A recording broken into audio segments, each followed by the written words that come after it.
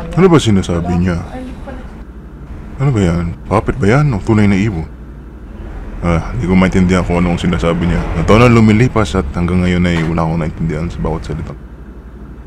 Natinig mo ba? Ano ba tingin mo?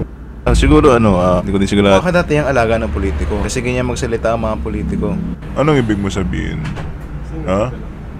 Paanong politiko? Nakakainis, di mo maintindihan sinasabi, malakas ang boses. Ayan, ganyan. Sila yung gumugulo sa ating bayan. Parang ganyan nga. Diba? Tama ka dyan.